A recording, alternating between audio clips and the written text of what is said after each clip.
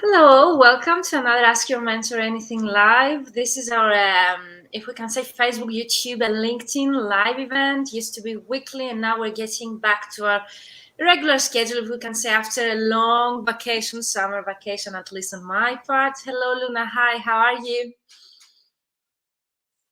Luna, hi, are you here with us? Hello. Yep, Yeah. Luna, you're here. How are you? Yeah, I'm good. Sorry, I just had a little glitch. Okay, how are you? I'm very well, thank you very much. Yes, it's really nice to be back. It was hard to find a time where we were both back in Yeah, I was telling you, available. I took a long summer vacation this year. So people joining us, let us know in the comments where you're watching us from. Please introduce yourselves. The main idea behind of actually hosting those lives is to the interaction with you guys. So use the chat below and ask us anything about this topic today, which is actually selling with confidence. And I will introduce a bit shortly again this series inside the Ask Your Mentor Anything Live, which is the mindset sessions in the Ask Your Mentor Anything Live, a series we have started with Luna Jungblut as a member of my annual mastermind alumni group.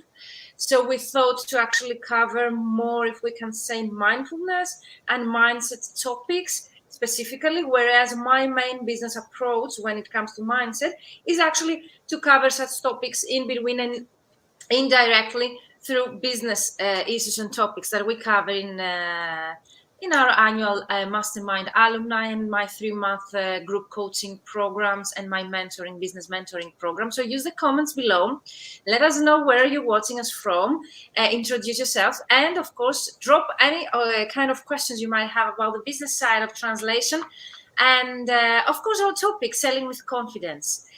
Just a reminder, the topics are topics that you have suggested. So we have been asking you what topics you would like us to cover. So you will see those are monthly calls, the session, the mindset specifically. So we broadcast once per month with Luna, and we try to cover any type of mindset topic, mindset related topic, business mindset related topic that you have asked us. So stay tuned, because Luna is sharing several polls in the Mentoring for Translators free community we have on Facebook. So if you would like to participate actively, sharing your opinion or topics you would like, to get help, definitely use the bit.ly link you will find in the description to introduce any speaker, guest, or any topic related to mindset or the business side of translation, or in general. I would really love to know what topics you're interested in and you would like to learn. Before we get into our topic, some news just to share. We are recruiting an in-house position in my translation company. So if you're a Greek native and if you would like to work under pressure, meeting strict deadlines, and definitely as an in-house translator and project manager, definitely, you will find the announcement on LinkedIn, or you can DM me personally, only if you're willing to work with us on a long-term collaboration and in-house position. Greek natives only, because I've been receiving so many applications by people that they don't speak Greek. It's an in-house position, and the position will be in our offices in the center of Athens. So you need to be Greek native and actually to be based in Athens, Greece. If you would like to work together, I would really love to hear from you. So definitely you can PM me anytime. So Luna, if you would like, since you are in charge, if we can say, of brainstorming with people those topics, just to introduce a topic and why did you choose this one for this week, and we take it from there. Sure. Well, it's great to be back. Hi everyone, I hope that some people are watching us live. I'm Luna. If you don't know me, I'm an English and Spanish into French translator and interpreter, specializing in museums and tourism industry, basically. So for me, it was always very hard to see how people were perceiving me from the outside. And I think that's really, sometimes we tend to think that, well, it's very important how you present yourself, I believe. And the words you will use, and the way you just carry your body, and your tone of voice, and all of these different skills, also email writing, all of that can really give a sense of confidence or not to the person that you're communicating with. And I think that it's such a good topic. It was actually suggested by the community. And I think it's such a great topic because you can cover, you can have good practices for phone, email. And I just thought that for today, the good structure would be to maybe just, you can ask us anything about how would you answer this? Like if a client tells us this, how would you answer that?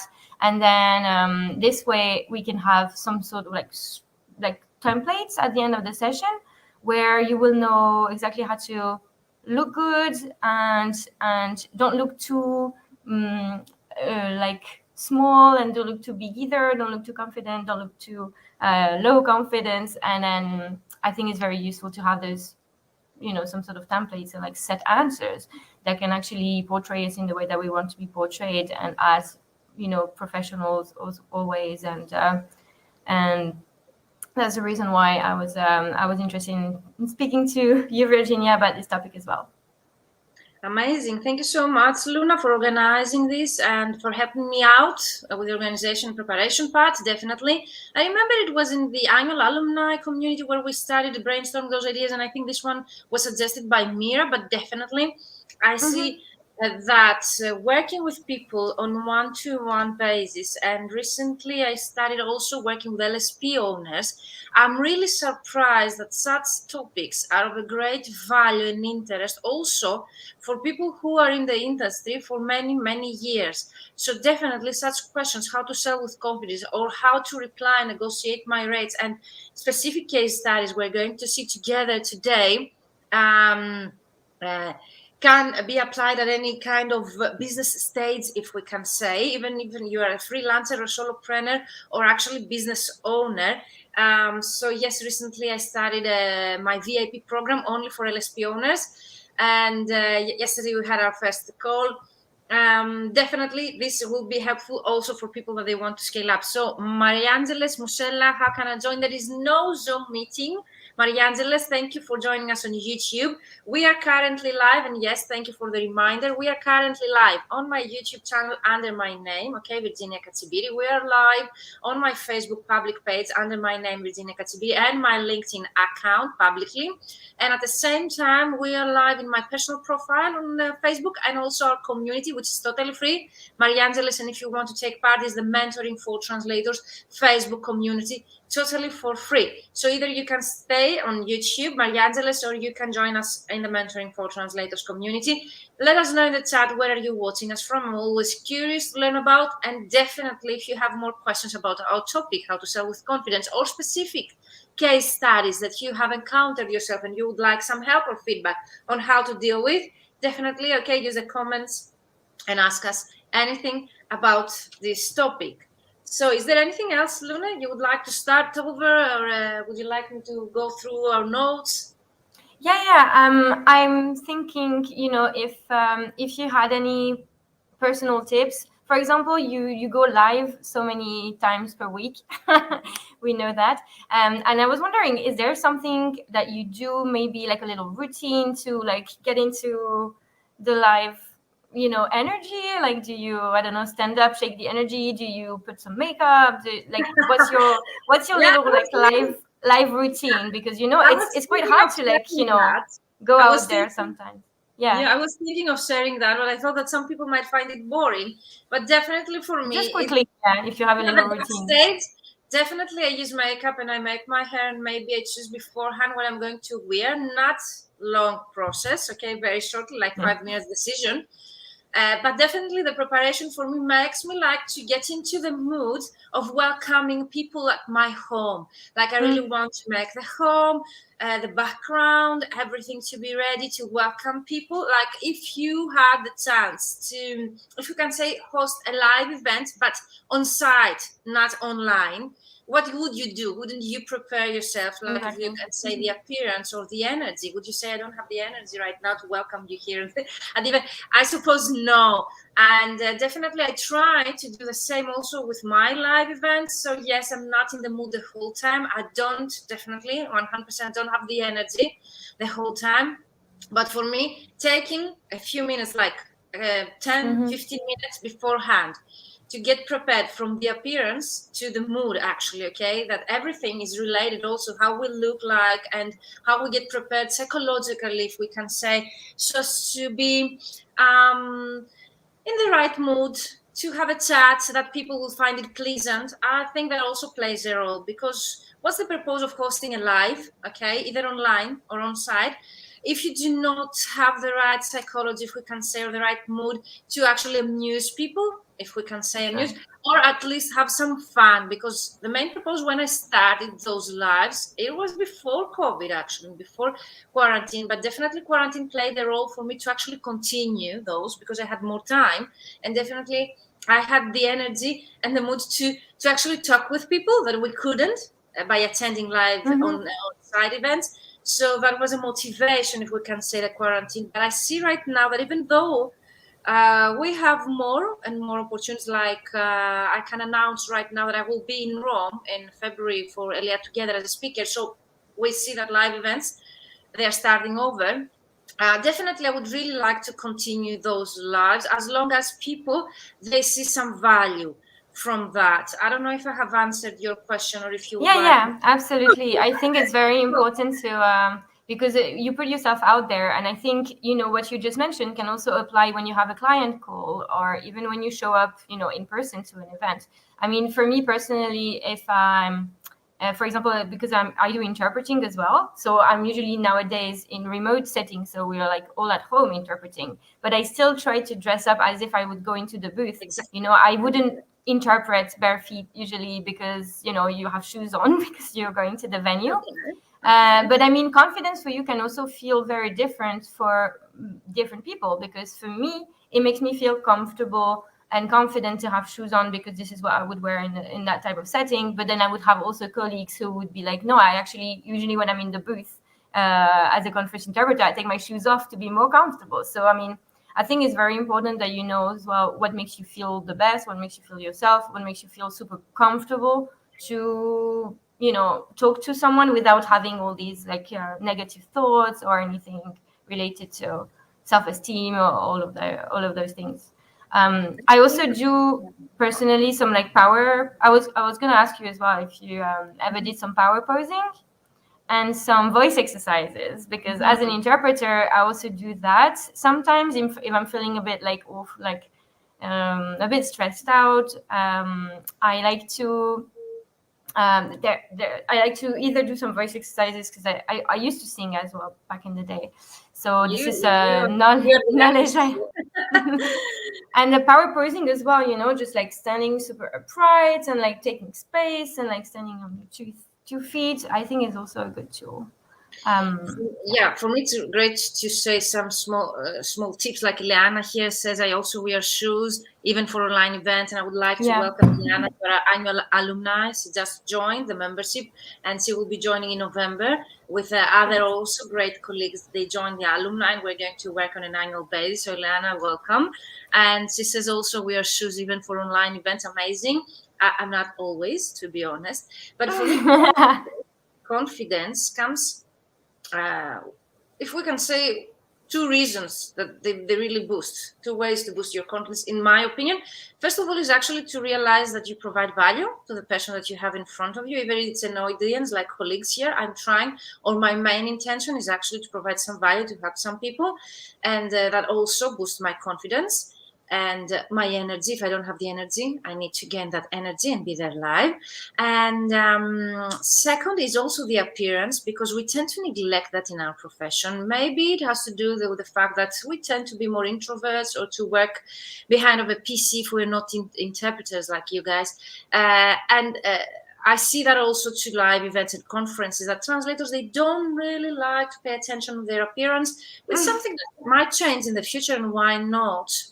Especially when we understand the value of networking, and the fact that you mentioned that also lies behind of the confidence levels that you have. If you realize that by feeling confidence with your appearance, being in front of other people, either speaking or negotiating prices or just talking over a potential project, definitely how you appear and the more confident and comfortable you feel with what you're wearing at that moment, definitely Sure. I think that reflects also to your attitude and the way that you talk to the other person that you have in front of you, either an audience or just one client.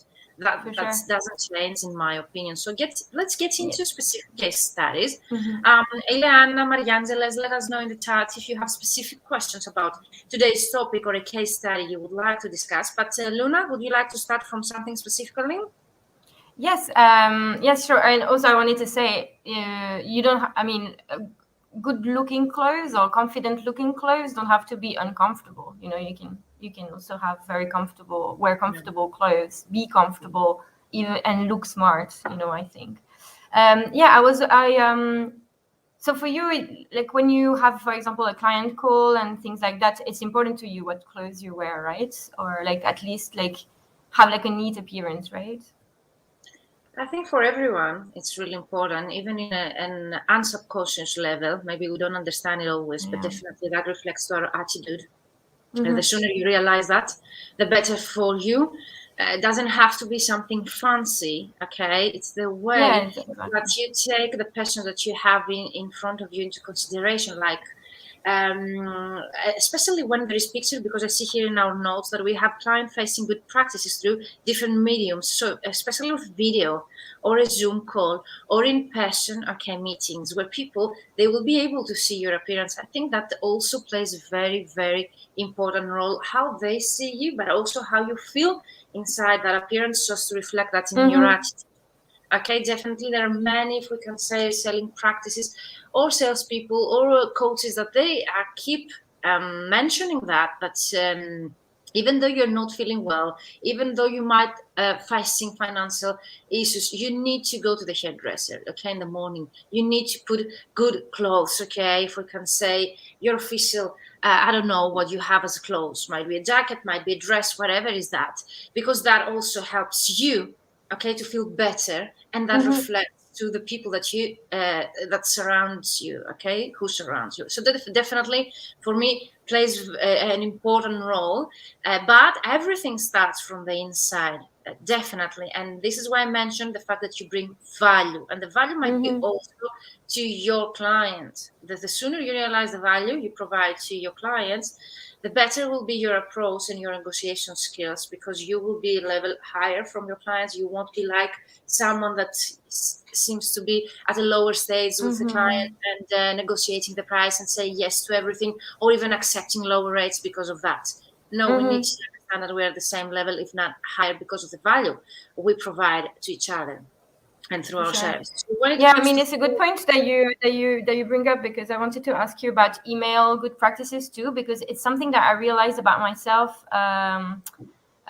like a few times that Mhm. I, even when I meet people in the street or something, I'm very grateful for people's times usually, and I was brought up as a very polite, and Mhm. uh, and I tend to say please and thank you, I think a little bit too much, and it makes me think, a little bit like too like weaker, basically, because I feel like I'm always oh, thank you so much for replying so fast, and like I'm just like, okay, just one thank you per email is enough, and I think it's like even just trying to do too well can also sometimes be detrimental to how you look to the person in front of you. Be, stand from a position of authority and, like you say, confidence, and yeah. I don't know what you think about that. Yeah, we're talking about confidence anyway. The whole life today is about selling with confidence. So we're going Mm-hmm. to talk about how to sell with confidence. So this plays really an important role. So as you mentioned, also the voice Mm-hmm. lessons. I was thinking in the past I've never taken myself, or the positions that you mentioned I've never taken. I know that they have a great result. So when it comes to writing to people, like through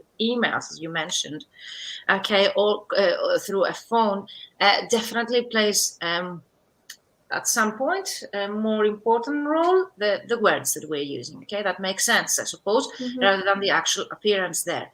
Even though I know that having even an official office appearance, even though you're on a phone call with someone, that also reflects to the attitude and the way that you are talking to those people, even if it's not through video, but just a phone call. What I do, when I started working from home, especially during the quarantine, I used to dress up and still dress up every morning, even though it's not that official, okay, appearance, but definitely something different that home office, I call it, home office style. Okay, something that really makes me feel comfortable sitting so many hours a day working, but at the same time being able to appear myself on a Zoom call if that happens unexpectedly. And of course, because you know that I go live so often, so I need at some point to have decent appearance. I'm not very well known for my, if you can say, style, but definitely I try to feel confident and comfortable through what I'm wearing. And actually, really, for me, plays a role to make people trust you.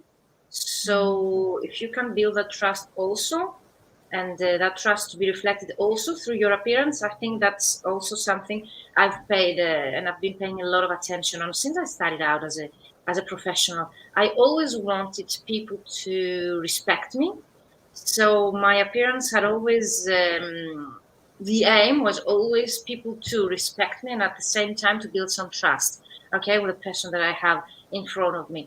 That also depends on what clothes you're wearing, I suppose, especially when people they do not know you and they meet you for the first time. So let's start with replying some specific case studies, or is there anything else you would like to cover as well with good practices? No, I think that's it. I think it's very important what you said about respect, because also, respect yourself. If, for example, during an email you say to your clients, I can't accept those rates because da da da, and then 2 emails later you realize that the client's not going to budge, and then you're like, oh, okay, well, actually, you know what, I think I could accept it. I think this is the type of, like, if we can point out some like practices that I'm probably guilty of doing that a few times, maybe when I was Really? starting out. Never done that in the past, to be honest. I've never like going back and forth with email It's discussion. just an example, but like when Yeah, I suppose that you many present people yourself in might a be. way of authority, Yeah. and then sometimes you give in at some point, and I think it's very nice, important to stand your ground at this time as well. Exactly. And I suppose this will be helpful to many colleagues out there who are listening to us right now, because you're not the only person, even if might be an exception myself, but definitely I never go back, okay, negotiating something I have stayed in them in the first place because of lack of consistency, if we can say. But definitely I've seen that from other colleagues, and this is really helpful to be respectful. People to respect you, you need first of all to respect yourself, okay, your time, your rates, and to be very 100% sure. Again, Never sound desperate, never sound like you. That's the first thing that I'm teaching also in my programs. You don't need to sound desperate. And definitely that's also a very common question I get from people. They're telling me about following up. And if not 100% of the mentees or colleagues I've been working with, at some point they have asked me, how should I follow up with a client that they never get back to me? Or I've sent an email and they didn't reply, or I sent that connection request on LinkedIn and they didn't get back to me. This is, I think, is one of the most common. Apart from how much should I charge or how to increase my rates, I think that's one of the most common case studies that we study in my programs. I think you remember yourself being a part in the Ultimate LinkedIn Prospecting. Many colleagues they had such, if we can say, case to face. And you remember my answer to this question, because I usually use the same one. Yeah, usually follow up. You usually say follow up once, a week later or something like that, if you really, really want to work with our clients. Otherwise, drop it. Yeah, my recent suggestion to all those people: never lose time, okay, with people that they are not initially interested in what you do and yourself. So if you've been contacting people on online platforms like LinkedIn or via email, okay, and you see that they are not even initially interested in replying or getting back to you, for me it's a loss of time, especially when there are billions of users on LinkedIn right now. So on prose only, there are 80,000, okay, registered translation companies. So imagine that there are so many other clients of yours out there available, okay, to work with you. And for me, such a great loss of time. And I try, this is definitely a mindset issue, to realize why are people and colleagues and translators so much interested in learning, okay, how to go after bad payers and bad clients to get their payments, and they're not interested in learning how to actually find high-paying clients and people who pay on time and clients who pay on time instead.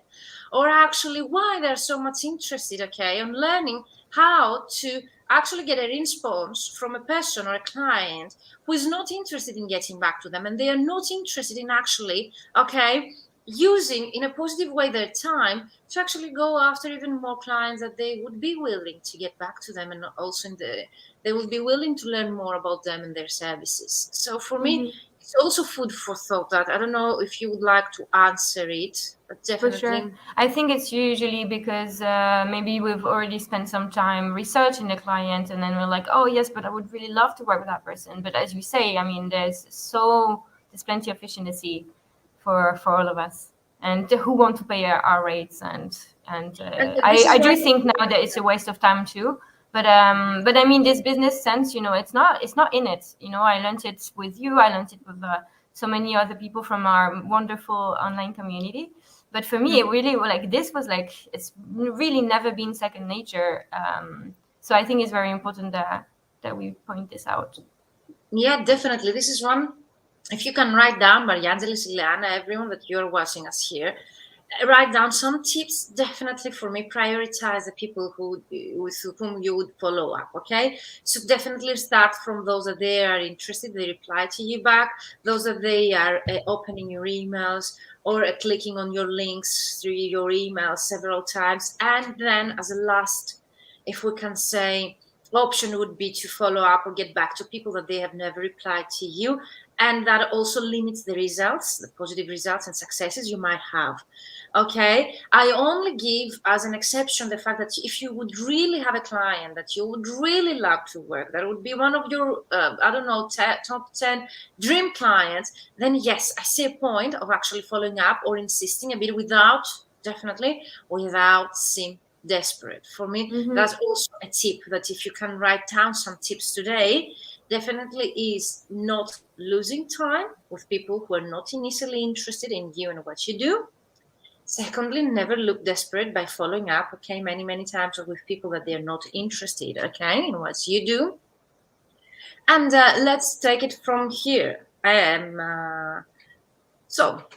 Case studies or anything else you would like to discuss? Case studies. I'm going to start because there was something that happened to me just today. So this way we can just use Let's start that. with the live. Yeah, a real Yes. one. Yeah. I got a request on LinkedIn from a potential client to translate some documents. I made my estimation and sent him the quotes, and he got back to me today saying that he decided to go with another translator.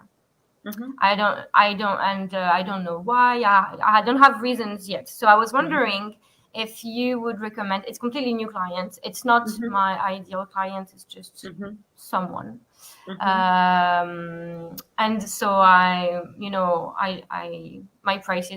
my rates were very decent for myself and the person I wanted to hire as a proofreader as well. And I was wondering, how would you answer that? Should I, for example, ask him, why did you pick to work with us? Okay, Or is there any reason in particular? Or First of all, I would ask you if those were your ideal clients, but you already mentioned that. So the first thing that you need to start, okay, taking into consideration, are those people your ideal clients? Because if they're not, most probably the reason for not accepting working with you might be the fact, okay, but also the fact that they have been taking bids and they're telling you, I'm going to work with another translator, for me, also shows me that they're not your ideal client. Okay, your ideal client will never reply such a way, and you would be their first choice. So we start from there. And I know it's easy for someone like counselor or whatever to tell you this is not your ideal client. It's very short, sweet, and then you can change subject. But I can take it a step further. So I would ask you, was the communication through email or was it through LinkedIn? We went to email, as I told him to send me all the info by email, and then Did you I quoted. Do you have a text?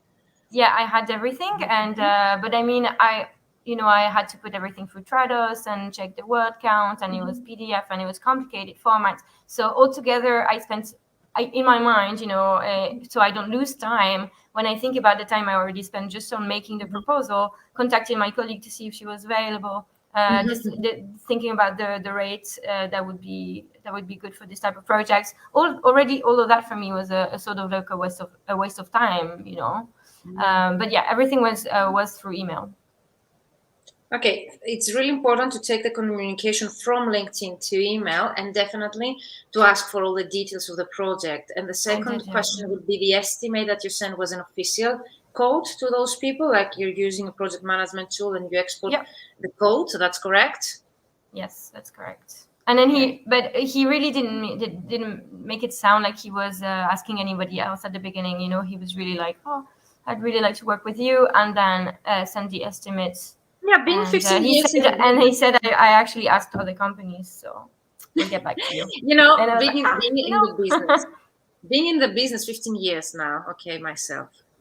Have you ever, I cannot even realize how many times I have had such situations, or even worse. Of course, it's no problem. I just thought it would be a good case study for us. For me, it's very common, especially when you grow as a professional or a business, and you have to code, for example, 10 projects per day. Some people, they might reject, okay? That's, for sure, yeah. If we can say, the nature of our work.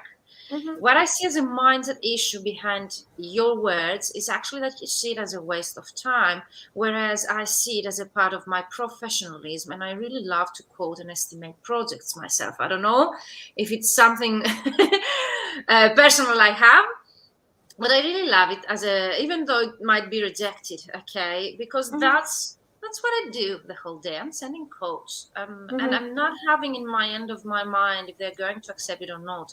What I have in my mind is actually to be profitable for me, to actually reflect my values, okay, and everything in it, so me to be satisfied with what I've coded. And if they say yes, at least I won't regret it, the time that I will spend over this project by having charged. No, of course. That's my approach. No, for sure. I just wanted to ask you, like, would you ask that person the reason? I will come to this as well, but because we have audience here, and I have Maria who says I haven't contacted any clients yet, so there are people who would like or would be interested on know how that works. So for me, considering that, even though I really understand the feeling, okay, of being rejected, seeing as a waste of time, the time that you have spent to estimate a project, for me would be a part of your business. You should be strictly businesswoman, businessman, and see it as a part of your everyday work, even though I really understand the feeling, okay, at the end of the day. So seeing it instead of a waste of time as a lesson, that's something you learned today, or the fact that someone got to you out of the blue on LinkedIn, which means that for sure. I didn't really see it as a waste of time, but if you make your counts at the end of the day. But it's really, really important for me. It's a great honor. I see it as a great honor, people to contact me for a code of project, especially even if they don't know me. So it's like on LinkedIn, or people that never been to me before. It means that I've been doing something good, okay, on my marketing. So I'm really excited, okay, at that point. Even though I might not get that client at that moment, I might get them in the future, but definitely my marketing is working.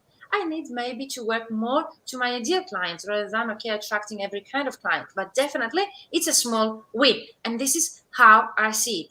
So when it comes to the reason why they rejected, most probably I would definitely suggest you to ask them. I always ask. I'm not sure if you're going to get an answer. Usually 7 out of the 10 of the times they will get back to you. But having a very kind reply, like, thank you so much, okay, for your kind reply, because they might have been ghosted you. I've seen that so many times with my mentees. At least they get back to you and they told you something. So definitely takes one step further, and you can ask them, as I always ask, where did you find me, or where did you find my details? I would ask them, can I ask what was the reason, okay, of choosing the other translator, and I would be happily, to serve you in the future. Something like having an open door. If you don't really like it, or you would like to work with them before, definitely the feedback you will get, That will help you realize why or why not accepted or not accepted that code of yours. Ileana says it happened also to me. We cannot please everyone. Thank you so much, Ileana. That's definitely a lesson to learn. And for me, I keep insisting there are billions of users on LinkedIn. Imagine how many of your ideal clients are there. And definitely only when it comes to agencies, translation companies, only on Pro there are 80,000 of them. 80,000. Imagine how many of them are out there all over the world. So crying over the, how we say, split meal, for me, doesn't really make any sense. It's like losing time from getting the next client. But that's my approach. I would be open to any kind of discussion. I see also Ileana has the same approach that happened also to me. Yes, definitely. I doubt that there is one translator out there who would say, especially if they are having marketing approaches and if they are approaching their clients who haven't had such a situation. So I doubt if you are actively, getting clients online, offline, and especially direct clients, this is in your daily, if we can say, just like emailing. Yeah, it's part of the negotiation. No, for sure. So definitely, totally agree. To come to your question, which is the most important, yes, I wouldn't mind ask them in a kind way if you think that they are open to giving you some feedback. But most probably it would be because they were the cheaper solution. But definitely I would ask them because you spend so much time, getting back and forth with them. Yeah, it's important to have feedback on, So especially. I think, yes, if they value you and the time that you've spent, it won't take them like more than a couple of minutes to actually reply you back with a reason. Usually it's either the time, the deadline, or the price that I get as a reply. But for me, yes, it would make sense. And when you ask a couple of them, you won't want in the future to ask any other, because most probably you will have got your answer. So you will know more or less what to expect. From people in the future. Do you have any light for your face, Luna? Where are you? Any more light? No, I'm literally in front of the window. Okay. Sorry. Me too, but I'm in Greece anyway. So let's start with other case studies. So definitely send them a very short, question. Yeah. Answer, quickly.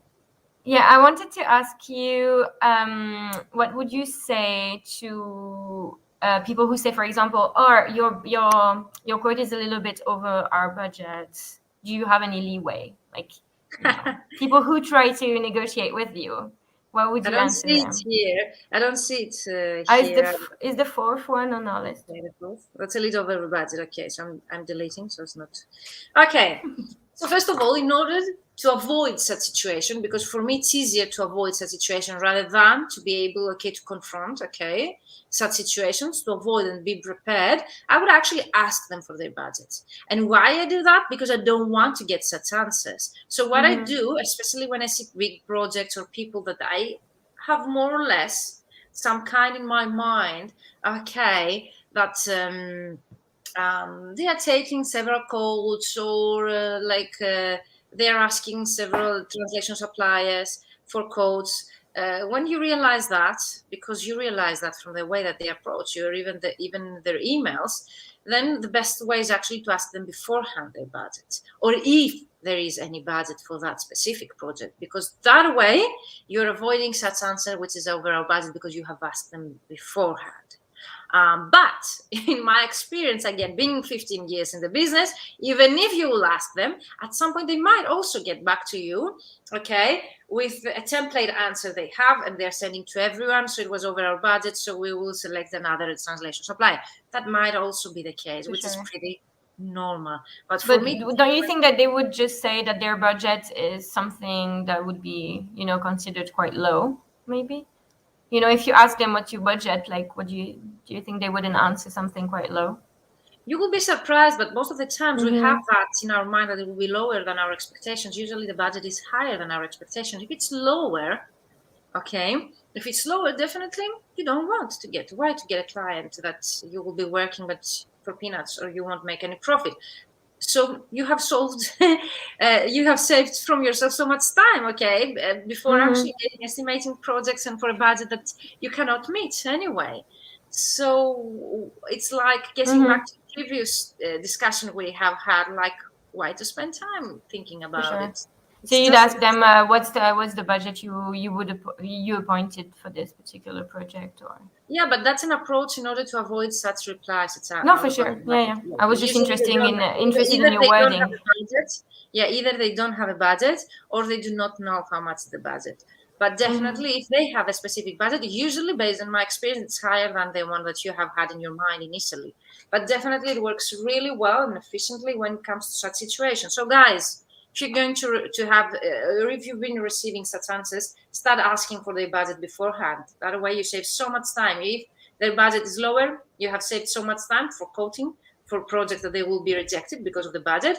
And if it's higher, definitely you can make a very well-written code for those people in their budget, so they cannot get back to you and tell you that I think we already talked about this as well, but I think a good practice is to offer 3 options. I know you do the same, and then this way you have you could have like an option that is basically like a very comfortable deadline for you. So this is basically what you would do anyway, and then you have an average middle of the line option, and then a top option with someone external. The 3 options, because I think discussed that topic with other guests here in different live sessions in our Ask Your Mentor Anything live.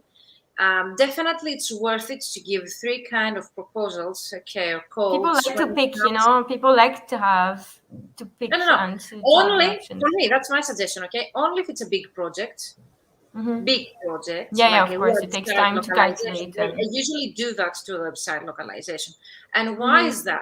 Because I don't want the client to see a huge offer, huge amount, and then to be scared, or if we can say, think about it over and over again, or getting back and forth. Whereas if you can give them 3 options, then you can actually justify why the one is higher than the other. So the VIP might be the package where you get also the proofreading by a native speaker, whereas the middle packets might be something in between, whereas the less priced, at least you can justify that this won't have a proofreading inside. So it's up to you to proofread, or it's up to you to check the final copy. At least you justify. I think it's quite good to also share you and show your value, because they see, all of that goes into that. They don't just receive the quote and then, So next case study. So we have 15 minutes. Let's cover all of them. Okay, so some of the questions we had was, for example, why don't you use a per word rate like everybody else? This is a question that was asked from the groups. Really? Which group was that? The annual. Really? I think it was Valerie. Valerie, okay. I never get asked such a question, No one, especially direct clients, they will never get back to you telling you why you don't charge per word. Never. I've been 15 years. Wouldn't, I guess it's for companies, I guess. Yeah, once all the years that I've been in the business, someone might came back to me because they were receiving different codes from different translation suppliers. And because of the fact that different translation suppliers, were charging by per word rate, yes, they might have asked me why my, for example, quote or estimate is not based, on a per word rate. But this is not a common practice. So in such a case, my reply would be that yes, my base would be per word, but in order to give you an overall estimate, I have calculated also the admin cost and things like that in order to justify, that is not a per word rate. Yeah, that makes sense. Yeah, and also would ask them why, what would make a difference to them if it was a per word or not. So to compare packages or translation suppliers, but doesn't really make sense for me. I wouldn't change anything if that's the question. I wouldn't change anything because one client asked me so. Then what would you say? I think it's also a good one to really, communicate your value in a short and sweet answer. Like, oh, thank you very much for, wanting to work with us, but all of our employees are bilingual. How do you, or like some of our employees are bilingual and actually usually take care of the translation.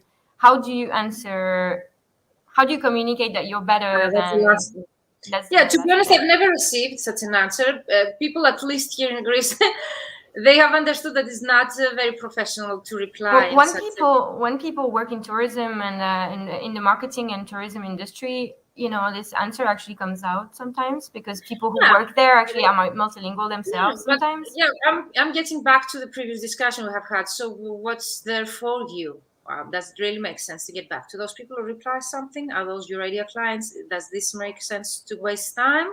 Or you can go to the next one. Again, if you want to go deeper, you can actually show them the difference of a bilingual and a professional translator.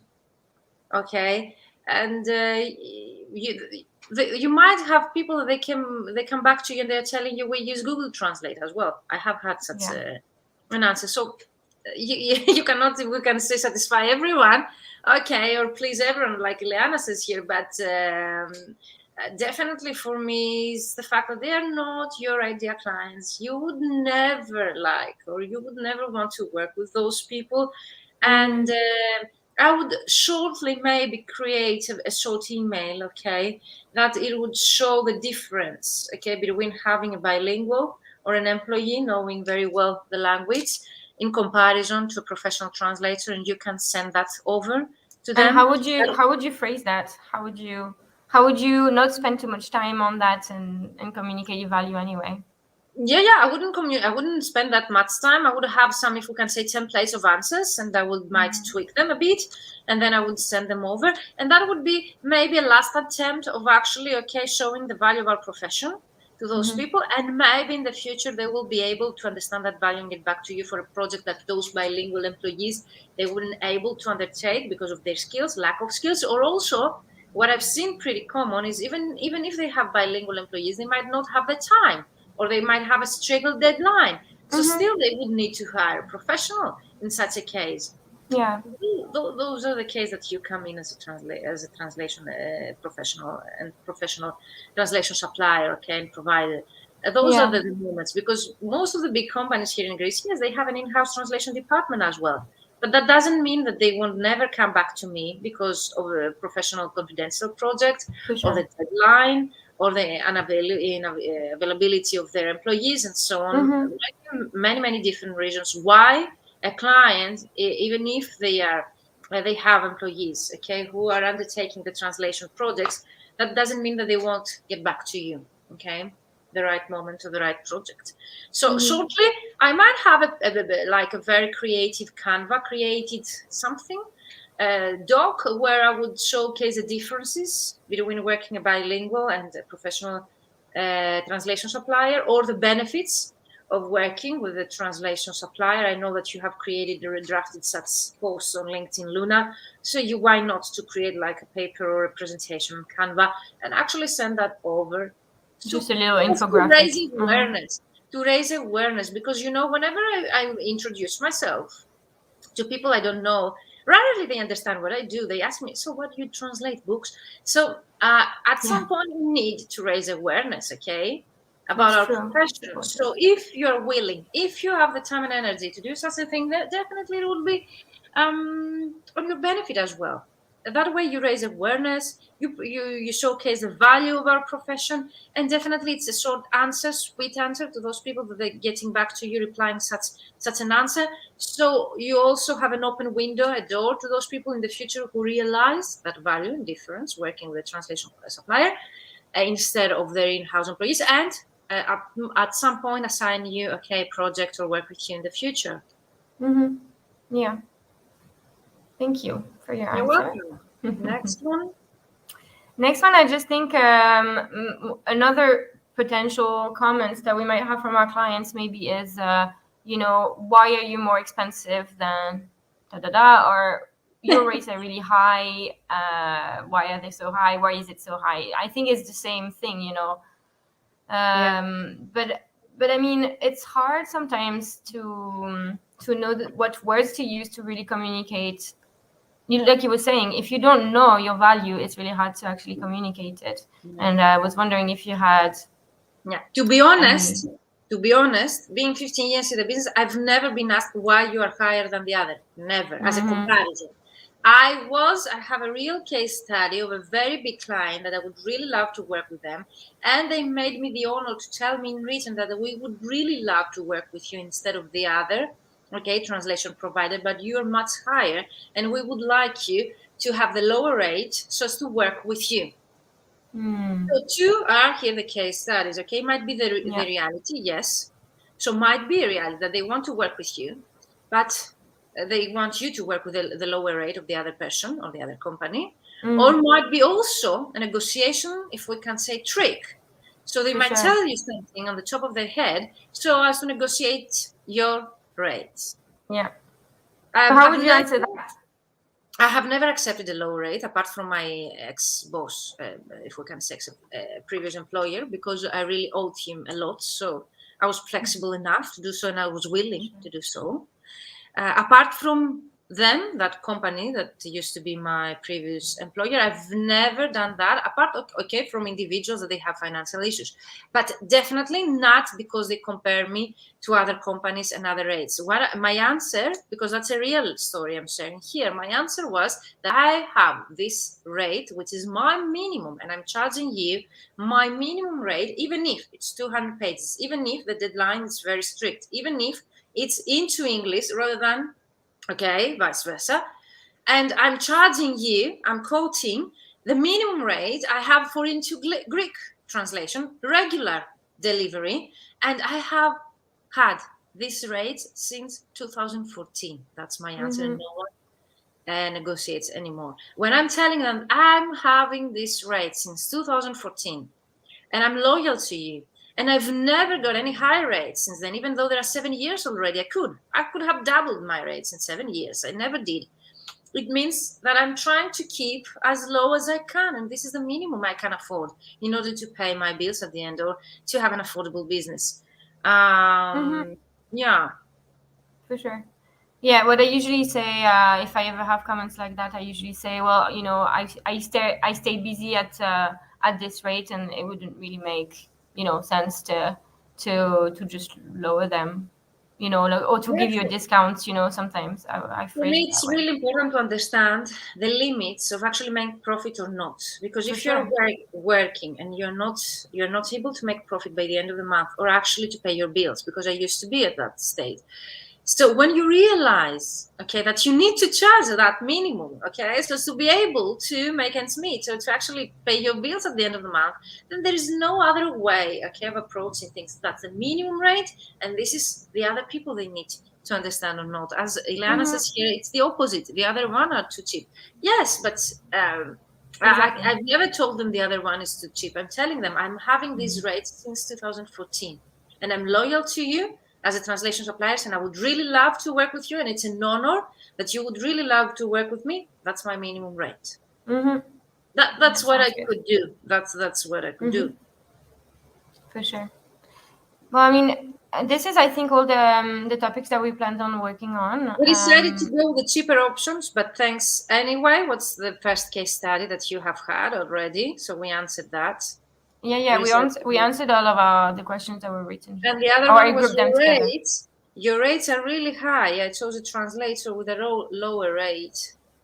I'm really surprised with this answer. Whenever someone tells me your rates are really high, in comparison to whom?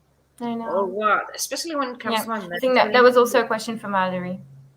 Valerie, yeah, your rates are really high. I chose a translator with a lower rate. You cannot tell anything. If they chose, good luck with the lower rates. If you ever want a professional translator, okay, that won't jeopardize the quality of your projects, and you would really like high quality, okay, on time delivery, and then, okay, structure and list all of your values and benefits that someone will have working with you, I will be here, okay, and I would be open to work with you in the future. That would be my short answer to those people. That's a very common.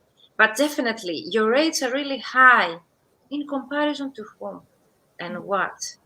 Here in Greece, for example, if we say 25 euros or 30 euros for a degree, so sworn translation is considered very expensive.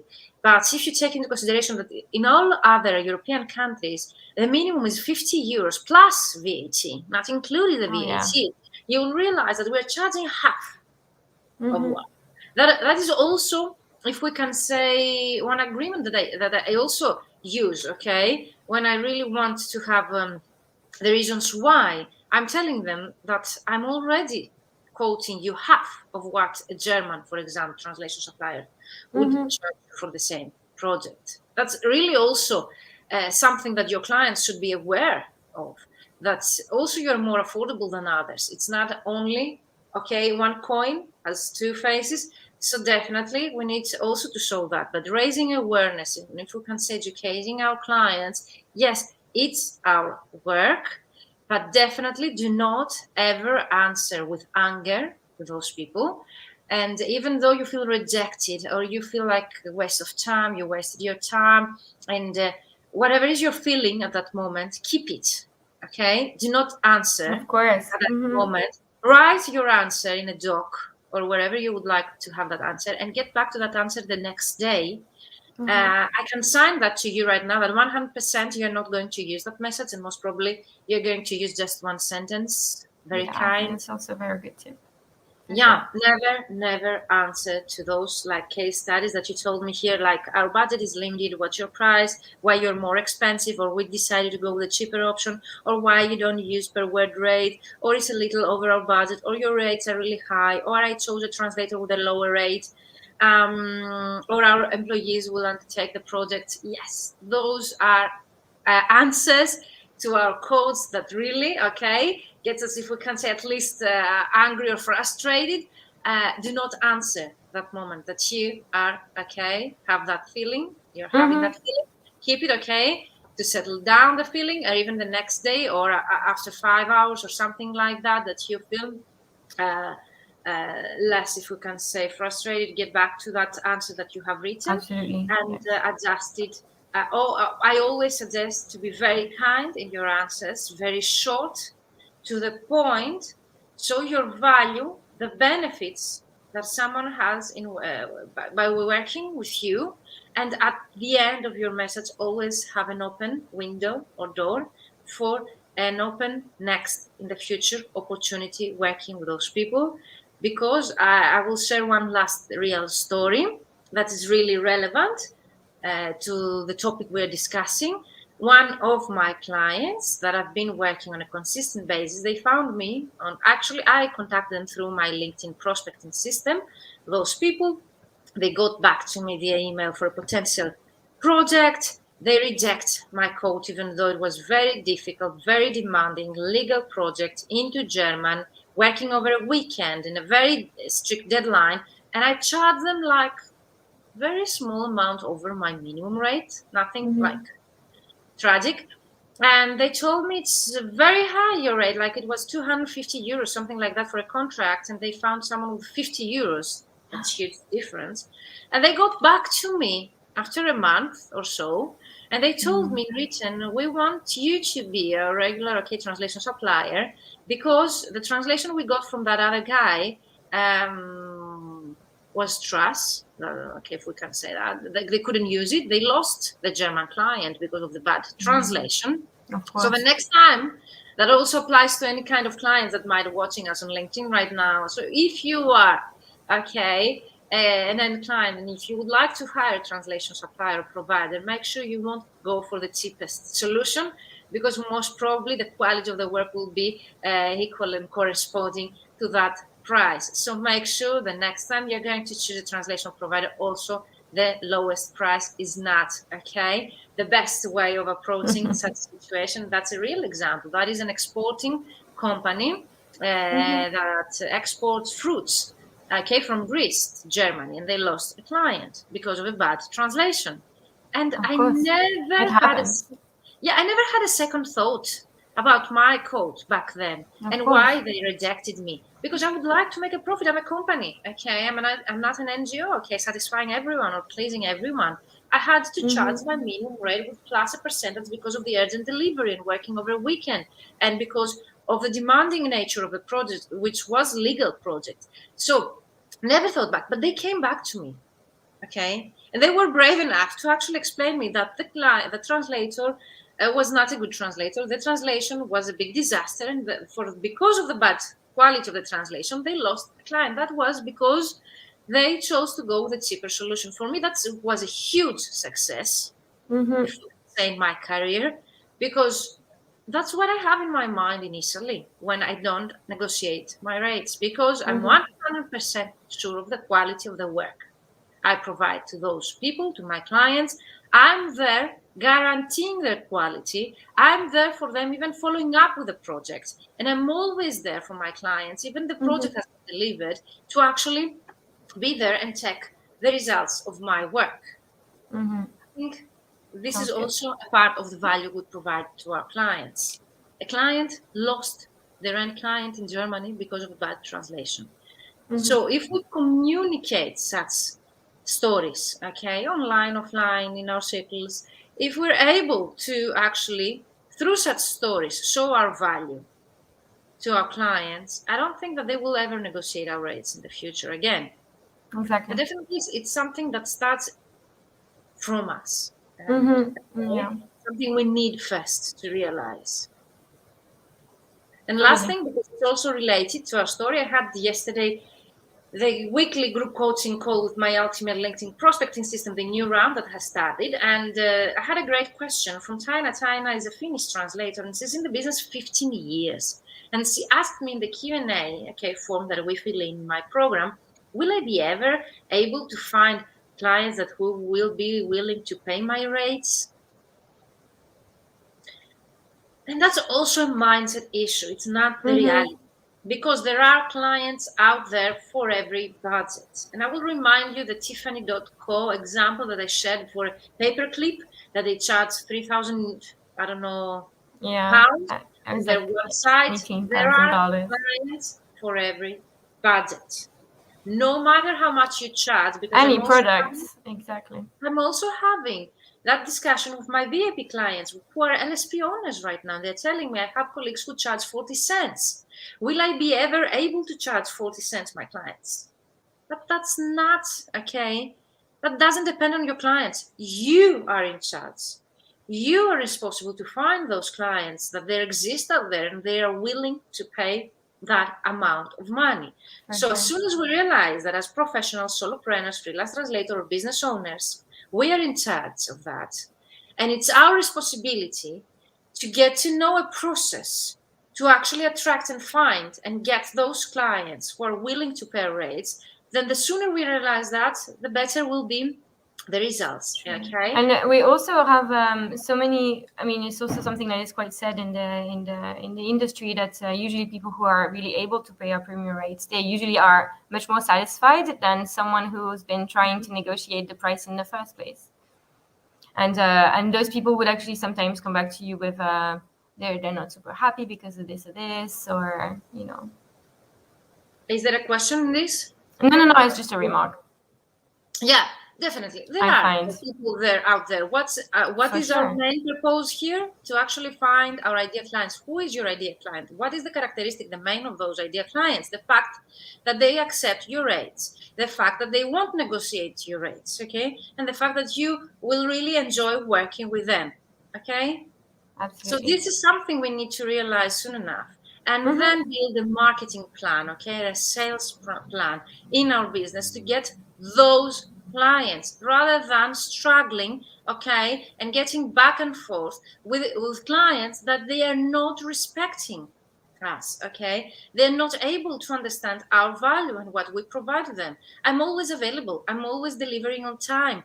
I'm always meeting strict deadlines. And I'm always asking that to be respected through my rates as well.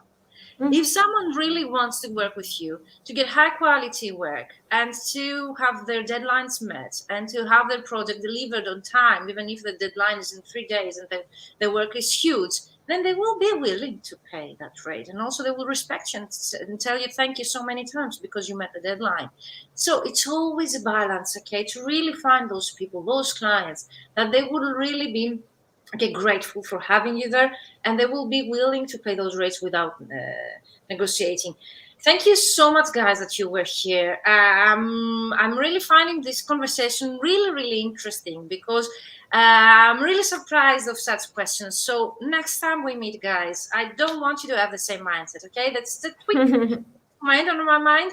Try to find people who respect you and your work, who are willing to pay your rates, and do not go after people who are not interested in yourselves and you initially, okay? Exactly. Yeah, there are like forecoming signs when you see that the client actually doesn't see your value or will challenge your value, and then I think with those signs, don't even bother. Exactly. Yeah. It's up to you to make your values visible to those people. It's up to you to make them understand your value. It's up to us. This is something we need to understand, rather than, throwing the ball or the responsibility to other people and to complain for bad clients. Definitely. So instead of complaining, and I'm not talking to you, Luna, but in general, I get so many messages from other colleagues all over the world. So instead of complaining for the next bad client you will get, because they're negotiating your rates, because they're not paying on time, why not to change mindset right now? And why not, instead of actually getting such bad clients, to turn all of your efforts on getting high quality clients? And who is a high quality client? A person, a company, a business person who is willing to pay your rates without negotiating, who will pay on time, and who will be grateful working with you, and they will thank you at the end. They will be very, very satisfied with your work. Try to find such client. That would be. They definitely exist. They definitely exist. And for everyone too, for sure. Yeah, we need to change our approaches, and we need definitely to work with our ideal client avatar. It's for a reason I included on all of my trainings. And even if I have a business for 15 years, I always go back to that exercise twice a year, because we need to find those people. But if we do not define them, if we do not identify our target market and our ideal clients, how to find them? Okay? So this is food for thought. Thank you so much for all of you guys. I think that was the live with the most, if we can say, attendance. Thank you, Marianne. Let us know where you're watching us from. Thank you, Leanna, for being here live and commenting and contributing to the discussion. Last question to you guys. Would you prefer to broadcast on Wednesdays instead of Fridays? Let me know in the chat. And definitely, if you're watching the recording, I would be very much interested in get to know any questions you might have related to this topic, selling with confidence, or any kind of questions. You can tag Luna, you can tag me in the mentoring for translators group on LinkedIn, Facebook public page, or my YouTube channel. And Mariangela says, Argentina, amazing. I'm always really surprised that people are watching us from all over the world. That's a great honor. Mariangela, and I hope that you will start getting clients really soon, because you mentioned that she hasn't contacted clients yet. Good luck. Good luck, Mariangela. Luna, it was such a pleasure having you here live. Pleasure as always. I always really like to pick your brains. Next meeting will be November, okay? I believe November, yes. On a different topic, mindset, business mindset related topic. So stay tuned, guys, to be informed. You're welcome, Mariangela. We always announce that at least some days earlier. Okay, so follow Luna or myself on Instagram, Facebook, YouTube, LinkedIn, so as to be notified on time. And definitely join us live, because that way we get to know with each other, and that way we're able, to have the discussion going on, because I really love the interaction with you. Guys, let me know in the chat, Leanna, Mariangela, would you prefer Wednesday or do you prefer Fridays? We're trying, to make the new program for the new season here. So Luna, is there anything else you would like to add before we close? No, that's it. I think it was very interesting, and I think it really helps people when you give them set answers, like those templates, like I was mentioning, because for a lot of us it's not completely in it, Yeah, so really it's lovely. Up to you. I will join anyway, says Ilan. About the day. Thank you, Ilana. Hi, everyone. Thank you so much. Have a great weekend and see you next week. If you haven't joined yet the Mentoring for Translators totally free community, you can do it right now. See you there, because Luna is a member as well. And of course, see you, Luna and Liana, in our annual Mastermind alumni. Can't wait to meet you guys. And bye-bye for now. Luna, you stay here with me. Absolutely.